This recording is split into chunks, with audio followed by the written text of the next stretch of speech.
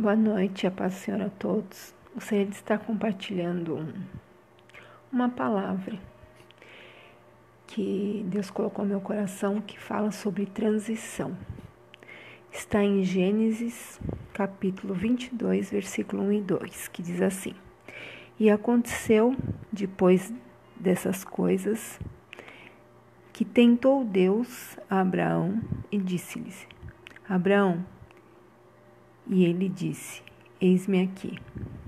E disse: Toma agora o teu filho, o teu único filho, Isaque, a quem amas, e vai até a terra de Moriá, e oferece ali holocausto sobre uma das montanhas que eu te direi.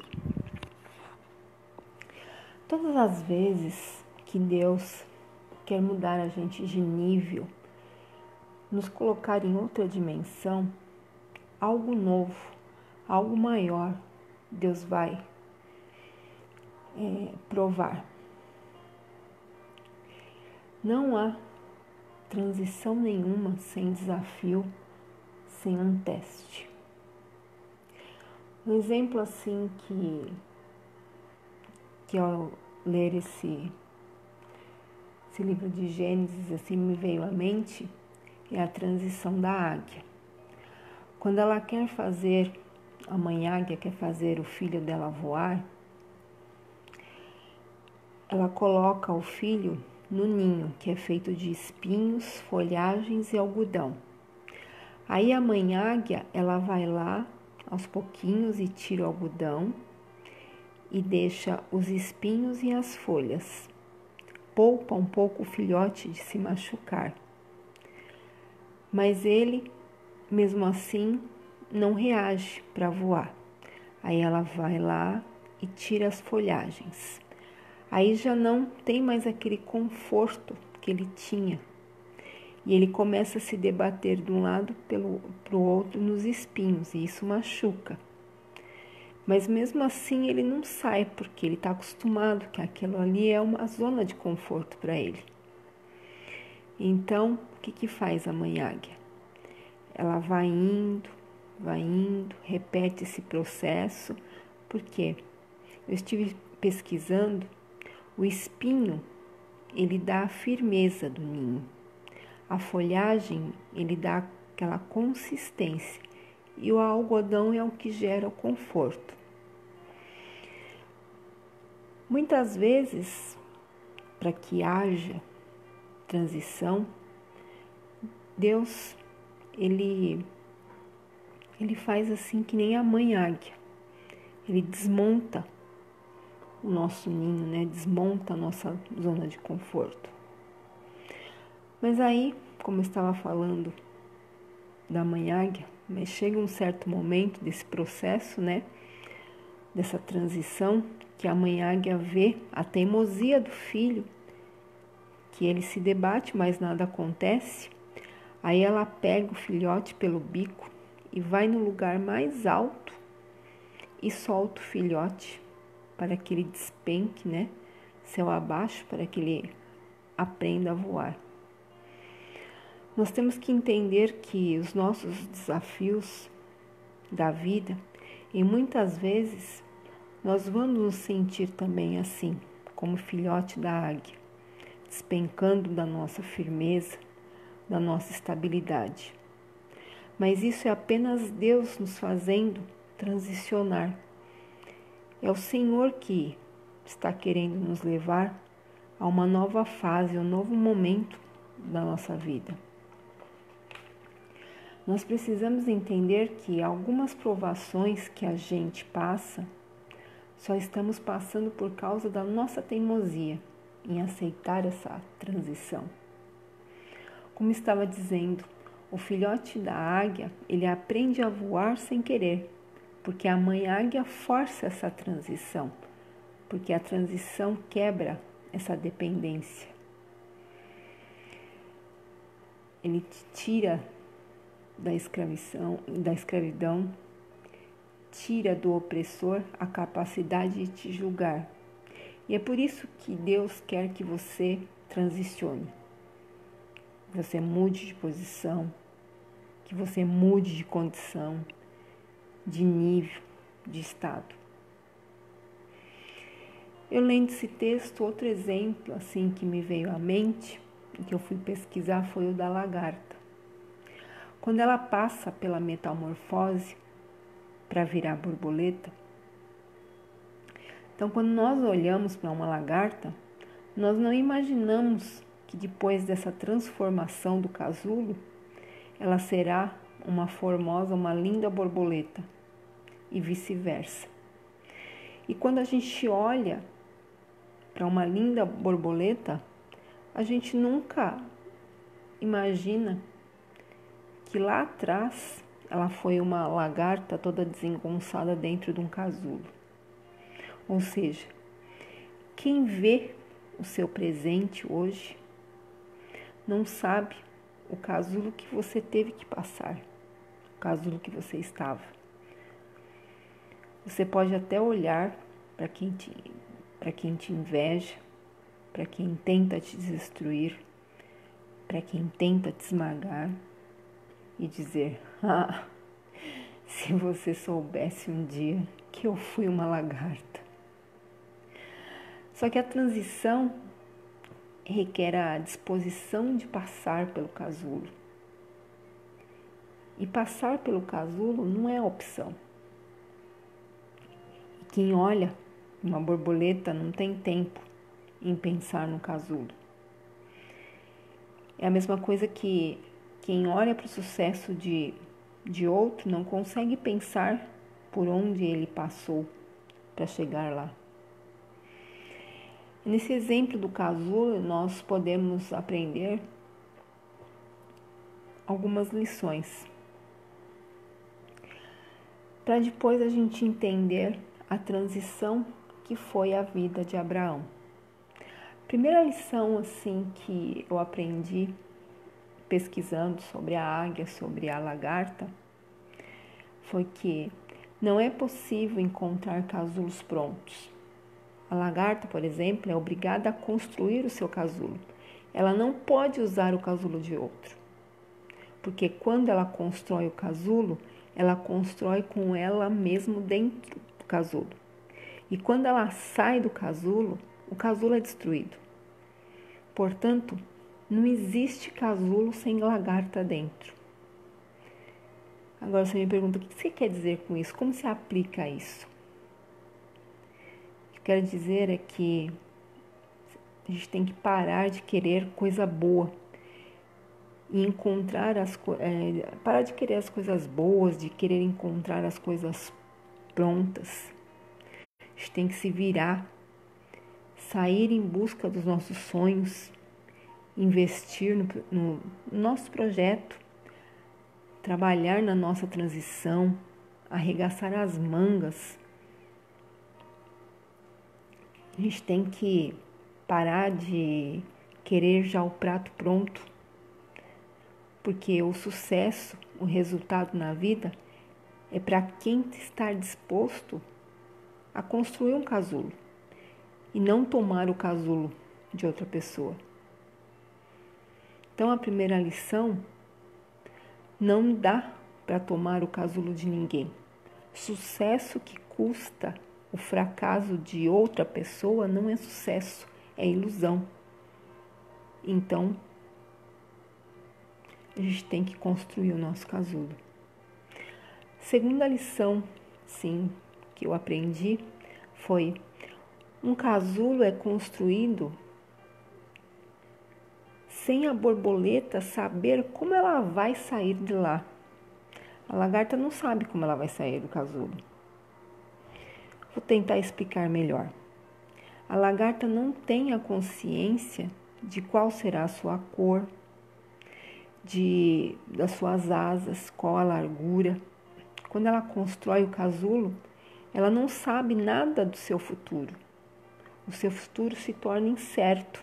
Ela tem a opção de correr o risco de entrar no casulo e sair a borboleta que a natureza definir. E tem a opção de também permanecer lagarta, até que alguém venha, pise nela no caminho e a vida se encerra. Ou seja, o que eu quero dizer com isso? Não fique esperando garantia em todos os processos da sua vida. Não espera que Deus vai desenhar o resultado de cada empreendimento seu. Não espera que Deus se apresente como um profeta todo dia, toda hora, em cada esquina para te dizer a sua asa vai ser colorida, ela vai ser amarela, ela vai ser branca, ou você vai ser grande ou pequeno. Apenas viva o processo necessário de transição, porque ainda que você não seja a borboleta que deseja, ainda é melhor ser a borboleta do que ser a lagarta. Amém? Nós temos que viver a transição, não importa de que maneira ela esteja sendo.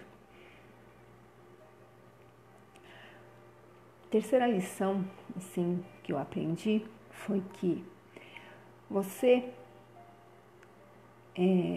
é um processo, essa terceira lição, assim, é um processo um pouco amedrontador. Você pode viver mais tempo no casulo do que como uma borboleta. É um risco se tornar uma borboleta. Alguém pode querer te esmagar sob uma flor.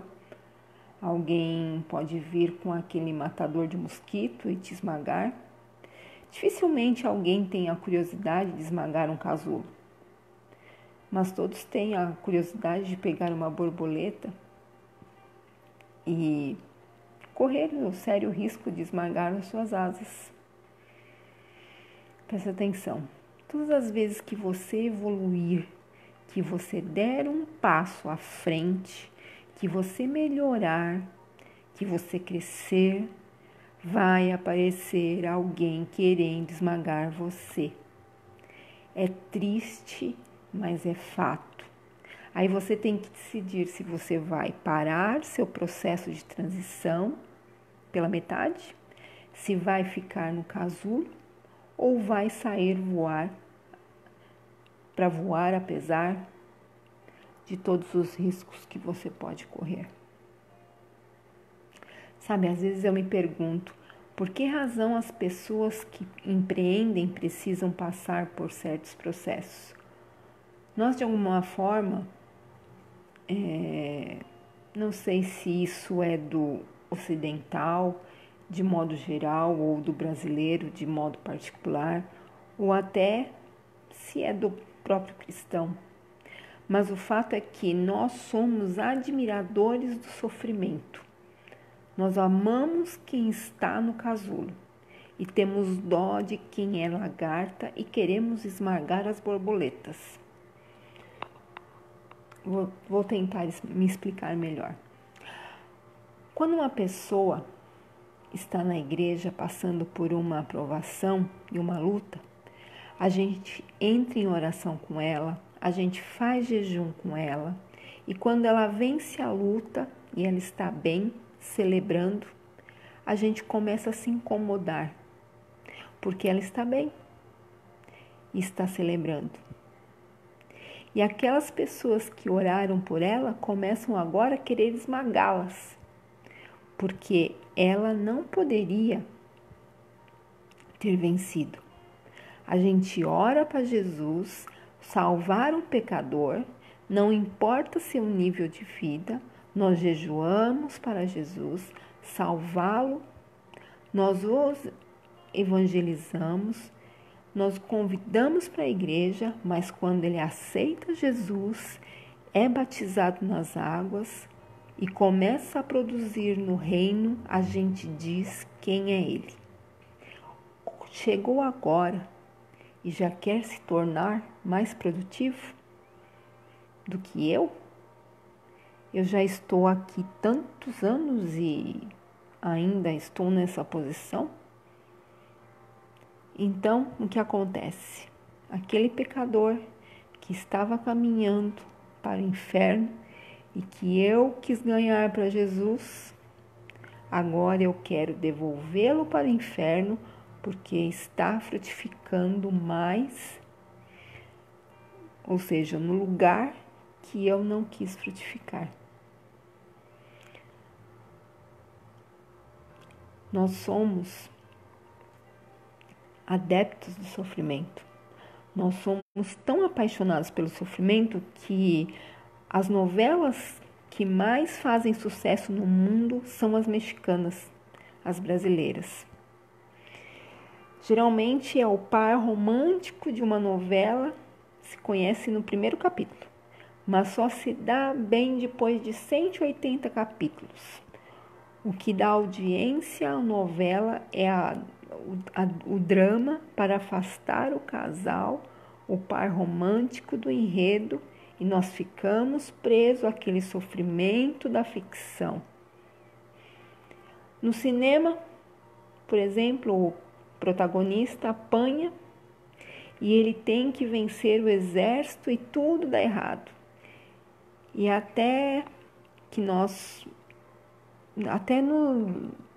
gente assiste praticamente o filme todo e nos últimos 5 minutos do término do filme, de 2 horas, ele consegue vencer. E a gente ficou preso naquela cadeira de cinema e consumimos um tonel de pipoca, um tanque de refrigerante, torcendo para que o protagonista tivesse um final feliz. Porque o seu sofrimento nos manteve cativo à cadeira.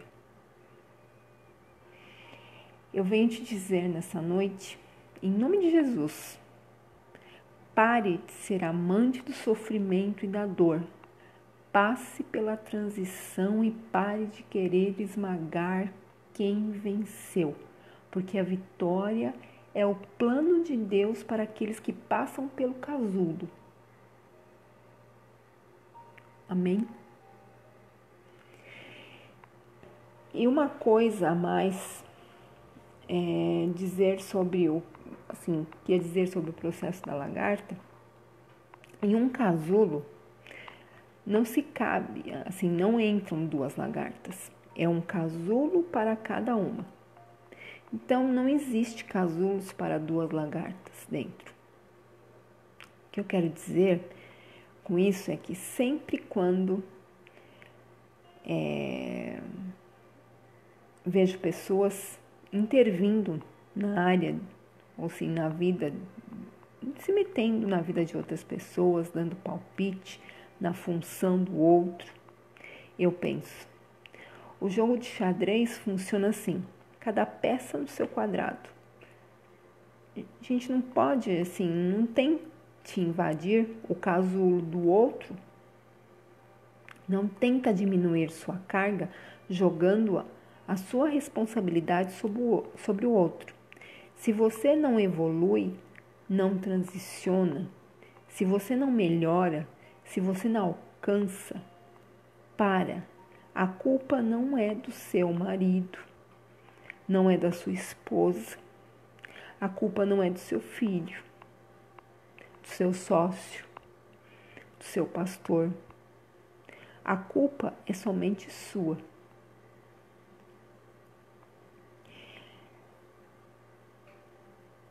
Essa culpa na verdade, você está tentando dividir o casulo.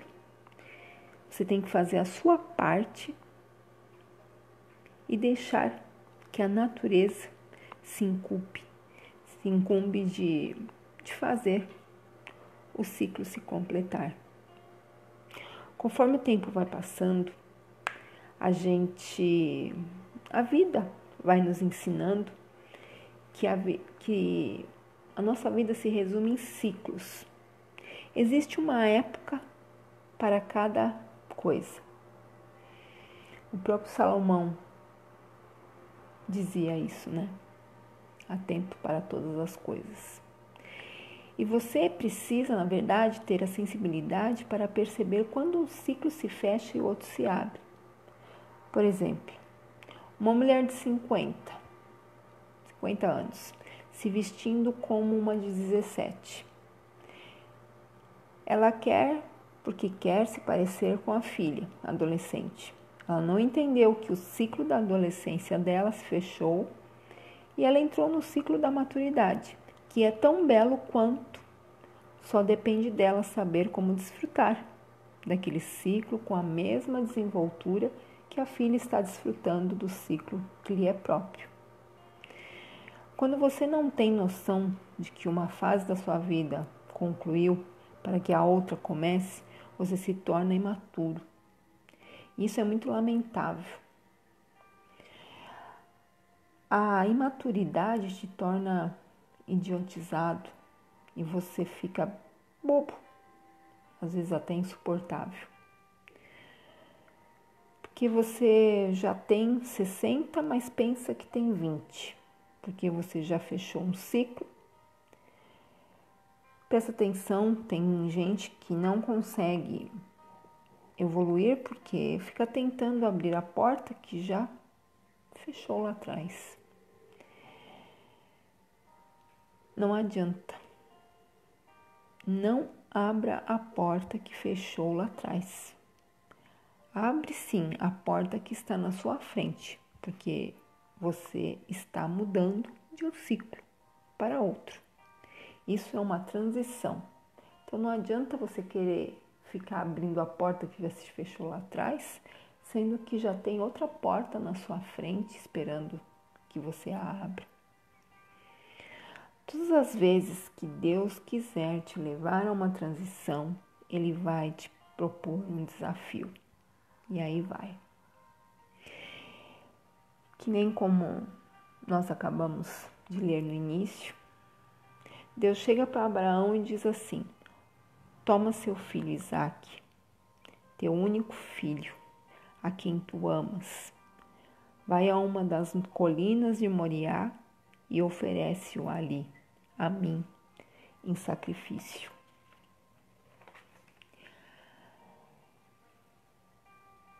Primeira lição que eu aprendi sobre a transição na vida de Abraão. Todas as vezes que você estiver transicionando, Deus vai te pedir algo. Deus vai te pedir um sacrifício. E presta atenção, sacrifício não é aquilo que para mim tanto faz. Só há sacrifício que quando Deus está pedindo a mim, me importa e muito. Todas as vezes que você estiver vivendo uma transição, Deus vai te pedir um sacrifício de algo que te importa. Mas entenda que esse sacrifício não tem a função de te esmagar, mas sim de te tornar produtivo. O processo pelo qual que você está passando não é para te enfraquecer, é para te treinar. O esforço que Deus está pedindo a você, o sacrifício que Deus está requerendo de você, não é para te matar, dentro desse casulo que você está. É para te ensinar a viver fora dele. Quem quer resultado sem sacrifício não estará pronto para que a vida lhe reserva. Tem muita gente querendo resultado sem esforço, querendo chegar lá sem plantar, querendo colher sem ter semeado. Gente que do casulo olha para a borboleta e pensa que ela chegou lá sem esforço. Você não vai transicionar sem fazer sacrifícios. Seja lá o que for que Deus está propondo a você, seja lá qual for o desafio que Deus colocou diante de você, não fuja dele. Ele faz parte do processo de transformação que você está passando. Uma vez eu ouvi numa pregação que dizia assim: quando Deus coloca diante de você um desafio e você precisa passar pelo desafio porque ele faz parte do seu processo, mas você diz: eu não estou a fim de lidar com essa situação. E você se desvia, deixa para lá, escapa dela e vai embora e deixa aquilo para trás. Se aquele processo fazia parte do seu treinamento lá na frente você vai se deparar novamente com ele, com outro nome, em outra circunstância, mas você vai mudar de fase sem cumprir todas, você não vai mudar de fase sem cumprir todas as etapas da sua transição. Ou seja, não se queima etapas. Mesmo que for difícil, mesmo que for árduo, mesmo que doer, passe por ela. Sabe, a dor da perda, a dor da traição, a dor da falência, da decepção. Nunca negue. Não finja. Deixe doer. O processo da dor, quando encarado de frente, ele te capacita para lidar com as cicatrizes. Quando você não encara a dor, você tem vergonha da cicatriz que ela deixou quando você passa pelo processo. Na verdade, quando você passa pelo processo completo, a cicatriz não será a tua vergonha, ela será a sua credencial. Ela é o testemunho claro de que você passou pela guerra e sobreviveu a ela. Então, faça o sacrifício, faça o que Deus está cobrando de você. Viva o processo de transição, mergulhe em Deus. E se Ele está pedindo a você, se Ele está dizendo recue, recue. Se Ele está dizendo avance, avance. Se Ele está dizendo me dá, então entrega. Se Ele está dizendo mergulhe em minha presença, em oração, então mergulhe na presença dEle em oração. Se Deus está te pedindo uma noite de joelho, então faça. Toda transição vai te custar um sacrifício, nunca esqueça disso. O que mais eu aprendo com essa transição na vida de Abraão? Nós precisamos aprender que na transição Deus vai te dar uma lição sobre o tempo. Em todo o processo de transição, o Senhor nos ensina a experiência da esperança adiada. Por exemplo, estava indo tudo bem, tudo bonito, tudo iria acontecer do jeito que você desenhou. De repente, um imprevisto, um lapso, um detalhe mudou as coisas e você entra em desespero, porque você está em contagem regressiva para aquele acontecimento. O tempo de Deus é diferente do nosso tempo. O jeito que Deus conta as horas é diferente do nosso. Por exemplo, nosso dia começa quando está amanhecendo. O dia de Deus começa quando anoitece. A Bíblia nos fala isso. Em Gênesis 1, a Bíblia relata a criação e diz assim: e foi o entardecer e a manhã do primeiro dia. Se fosse eu, diria: e foi o amanhecer e a tarde do primeiro dia. Mas o Espírito Santo inspirou o escritor a dizer: foi o entardecer e o amanhã do primeiro dia. Em Gênesis 1, versículo 4, relata isso.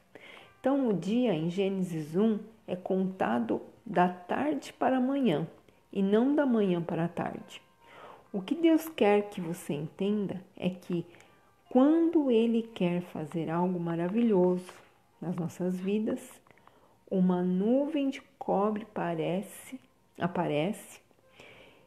fica noite, parece dia nublado, parece que tudo piora, parece que tudo dá errado, mas Deus está usando a noite para trabalhar em nosso favor. É só a diferença.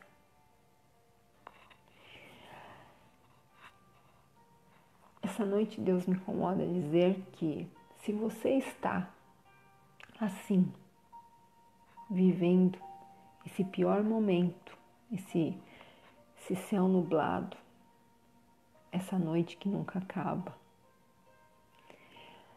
que você está se dizendo é o pior momento da minha vida, momento triste da minha história, presta atenção. Deus está provocando a noite. A Bíblia diz que Ele trabalha nos céus enquanto eles dormem. Na transição, Deus te dá uma lição sobre tempo. Você precisa parar de ser ansiosa, de ser ansioso. Porque Isaac é a promessa. A descendência está em Isaac. Todas as promessas dependem de Isaac. Isso é, na mente de Abraão. Mas Deus está querendo que Abraão entenda que todas as promessas não dependem de Isaac. E sim, Deus está... que todas as promessas não dependem de Isaac. E sim, Deus então ainda que Isaac seja o sacrifício, as promessas de Deus não caem por terra, mesmo que Abraão esteja pensando assim, porque quem prometeu foi Deus.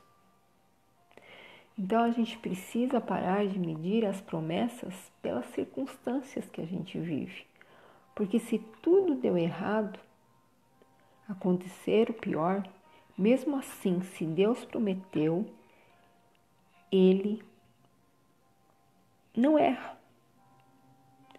Ele pode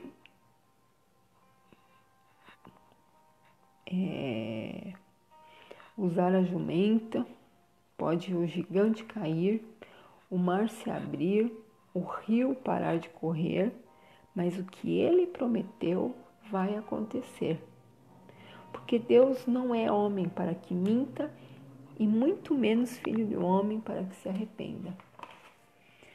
Na transição, Deus te ensina sobre o tempo. Se Deus, vamos supor, se deu errado, é porque não era para acontecer agora. Isso não significa que Deus não vai cumprir, só significa que Ele vai cumprir na hora certa. O casulo, na verdade, te esconde, não para te matar, mas para te fazer sair diferente de quando você entrou nele. E ainda que a esperança seja adiada, não significa que ela foi anulada. Só significa que o seu dia começa de manhã, mas o de Deus começa ao anoitecer. O que mais que eu aprendo sobre essa transição de Abraão? Nós precisamos aprender que quando estamos no processo de transição de Deus, Deus sempre nos dá uma direção. Ele nunca nos deixa às cegas. Por exemplo, ele toma Isaac, o texto diz que Abraão toma Isaac, vai à terra de Moriá. Isso é uma direção. E por que Deus dá uma direção? Porque o propósito de Deus, ele é geográfico. Deus criou lugares antes de criar pessoas. Deus não criou pessoas para lugares.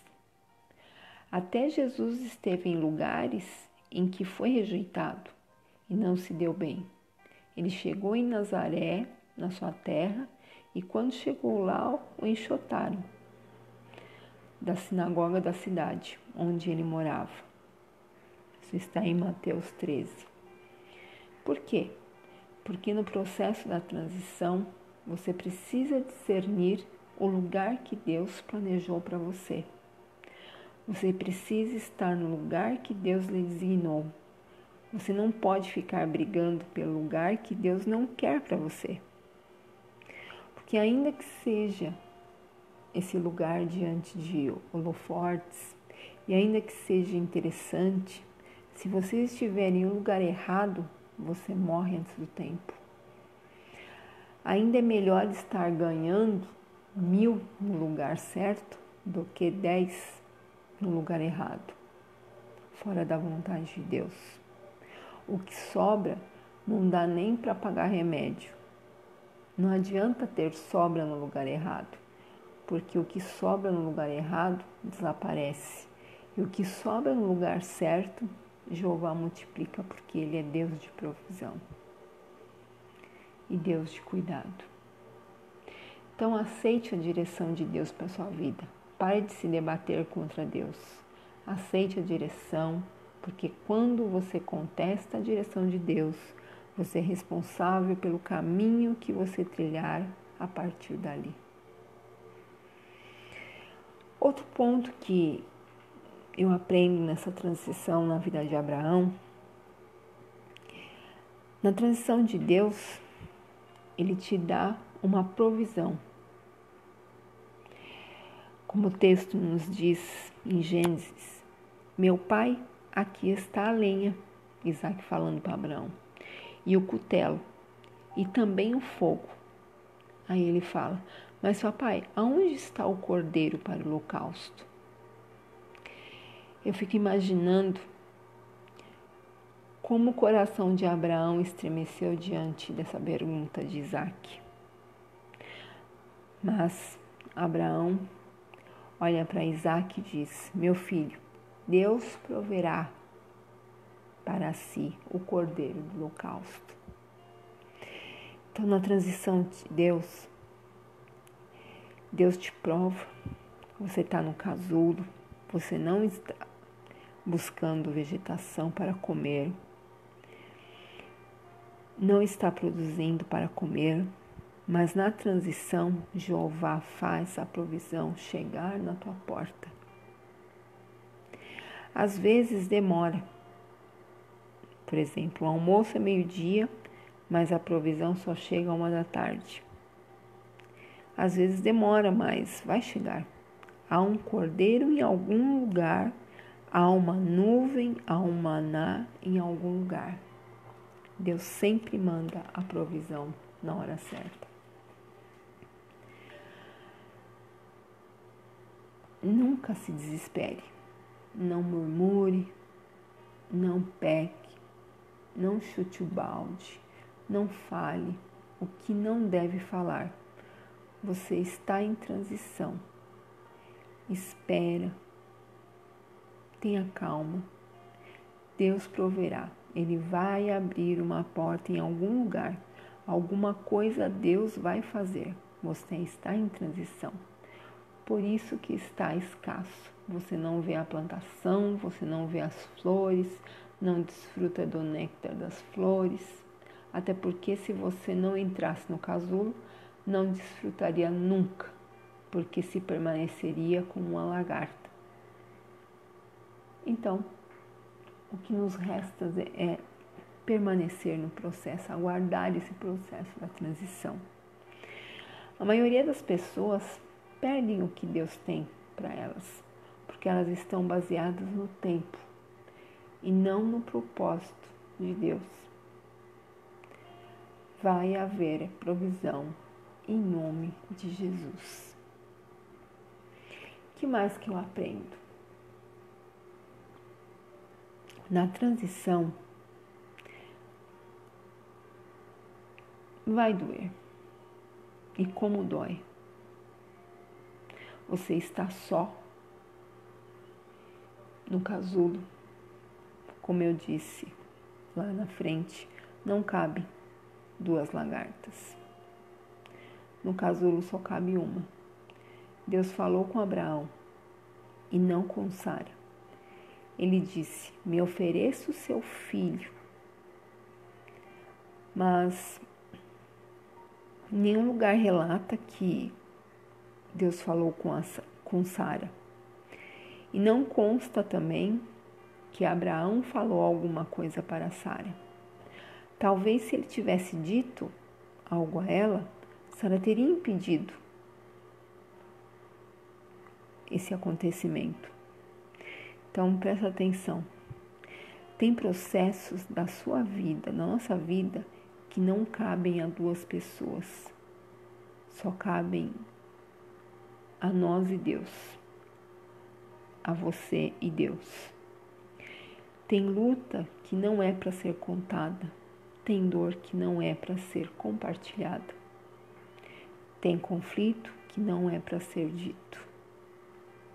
É você e Deus. Porque se você contar, ninguém vai entender. Seu pastor pode até orar para você, mas não vai resolver. Entenda que na transição é você e Deus. Você vai ter que aprender a confiar em Deus. Tem gente que pergunta: o que você tem? O que você está sentindo? Como falar? Como explicar? Não tem como verbalizar uma dor. É muito ruim, dói demais, porque tem dor que não tem como ser verbalizada, tem que ser vivida.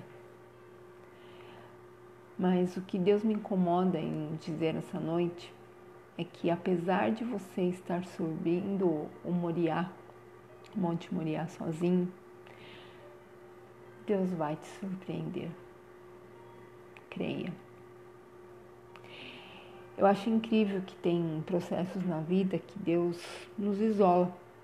Jesus aparece também, na Bíblia nos conta que ele aparece com 12 anos no templo e some. E só reaparece com 30 anos. Moisés também aparece menino em Êxodo 2:11. Em Êxodo 2:12 ele aparece homem. Paulo também, a Bíblia nos relata que ele ficou chateado logo no começo da sua jornada devido às rejeições e foi para a Arábia. Ficou por lá 14 anos. Só depois de 14 anos seu ministério começou. Então, nós podemos ver que faz parte do processo de transição e isolamento. Quando você está no meio da multidão, você ouve muita gente. E na transição é para você aprender apenas a ouvir a voz de Deus. Não reclame da solidão. Use ela para se aproximar de Deus. O que mais eu aprendo? Na transição, Deus te dará uma experiência de morte. Você pode até assustar, né? Você vai ser partido, esmagado. Porque não nasce um novo homem dentro de você se você não dissipar o velho homem. Jesus diz assim em João 12: se o grão não cair sobre a terra e não morrer, ele não brotará. Isso significa o quê? Que quando o grão é lançado no solo e é coberto pela terra, a temperatura do solo comprime e ele se rompe, nascendo uma planta. Então não há renovo se você não for esmagado, estragado no processo. Não há transição sem dor, sem anulação, sem negação, sem renúncia. Então, Abraão oferece Isaque e sabe o que é interessante? Isaque não morreu no altar, mas a certeza de Abraão de oferecê-lo, a certeza que ele tinha no coração dele de oferecê-lo era tão determinante que o escritor da Epístola de Hebreus, ele diz assim: pela fé, Abraão ofereceu. Não aconteceu no mundo físico, talvez, né, como a Bíblia nos relata, mas a determinação de Abraão era tão grande, era tão real, que no mundo espiritual, Jeová entendeu como executado. Na transição você vai perceber os seus sonhos se desfalecendo. Você vai perceber que as oportunidades se perderam. Que as chances que as chances de os seus sonhos se realizarem foram reduzidas.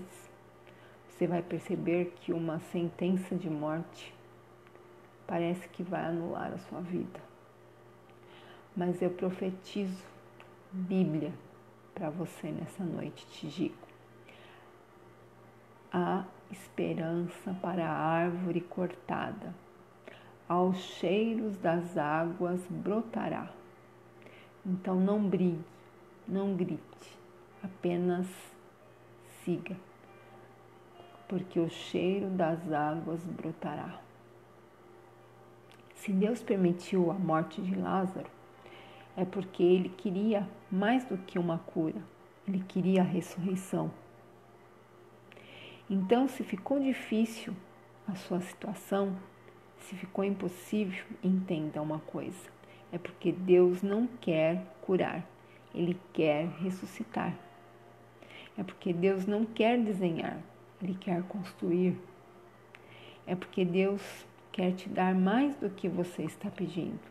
Entenda que Deus trabalha por aqueles que nele esperam.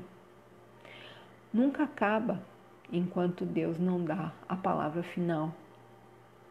A última palavra vem de Deus. Transição dói. Existem algumas em nossas vidas, mas você, depois que sai do casulo, nunca mais voltará a ser quem você era antes. Lagarta vira borboleta. Não desespera se os cachorros estão latindo, latindo, é porque a carruagem está passando. Fica na paz, você está em transição. Quando você está em transição, as pessoas falam. O próprio salmista, no Salmo 34, ele diz: quando eu passo, ouço bochichos ao meu respeito. As pessoas falam, estão comentando meu processo, estão falando mal de mim, ninguém está me entendendo, ninguém entende nada. Tem hora que não nos entendemos, mas estamos em transição. Creia, vai melhorar. Chega alguém em você e fala que fulana falou de você e você não dorme a noite toda pensando nisso. Quando você está em transição, as pessoas falam porque não entendem o processo, porque não sabem o que Deus está planejando para depois. Falam porque não tem visão de futuro. E sabe por quê? Não tem? Porque Deus não conta seu futuro para ninguém. Assim como Ele não entrega o seu passado na mão dos seus inimigos.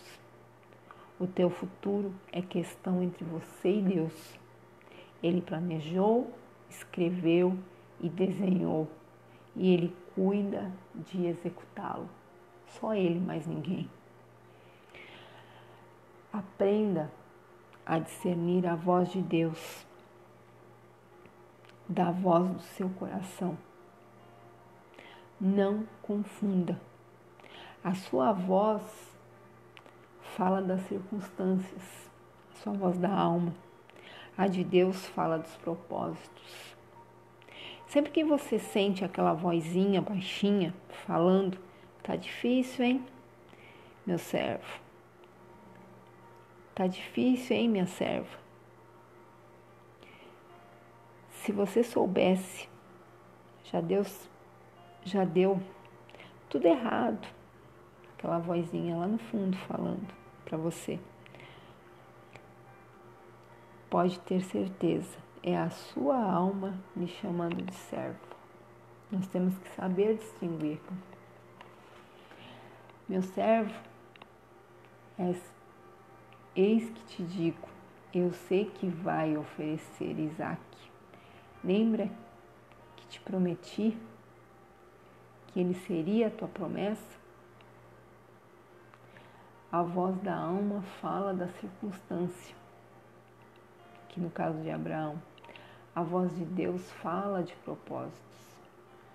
A voz da alma diz assim: se você oferecer Isaque, você está sacrificando a promessa.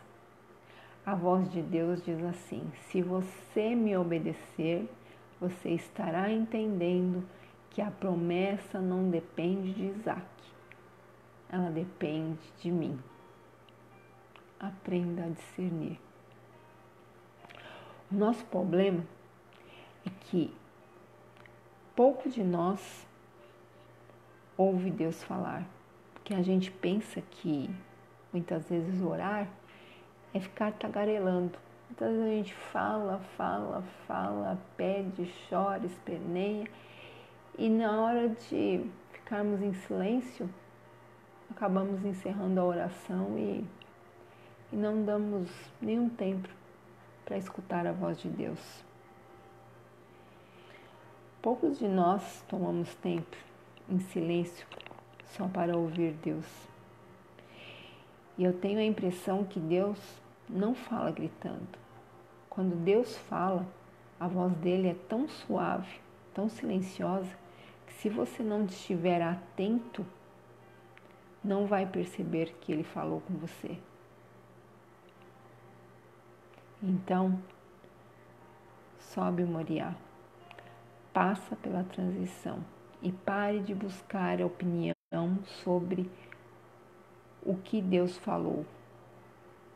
Não se busca opinião sobre a voz de Deus. Se você quiser opinião sobre a voz de Deus, pergunte a Ele. Porque ninguém está em condição de explicar Deus. Ninguém explica Deus.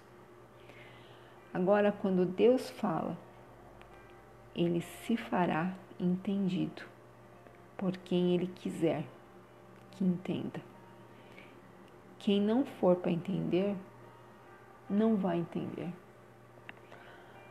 Você vai mudar de nível, sim. Deus vai te projetar para outra dimensão. Você não está entendendo nada dessa situação. É normal. Deus tem surpresas. Ele te surpreenderá. Nada acontece sem que Deus esteja traçando planos. Todas as coisas cooperam para o bem, de alguma forma. Deus vai transformar esse casulo em oportunidade.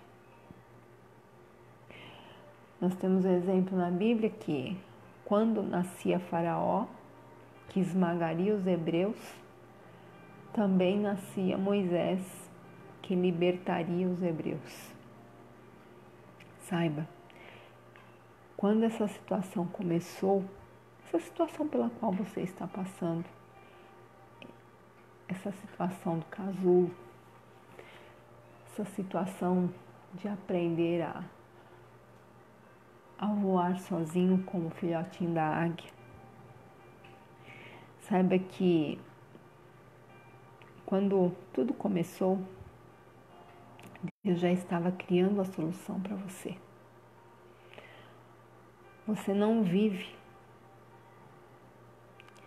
você não, como eu posso dizer, você não está entendendo, nem imagina, mas Ele já contemplou.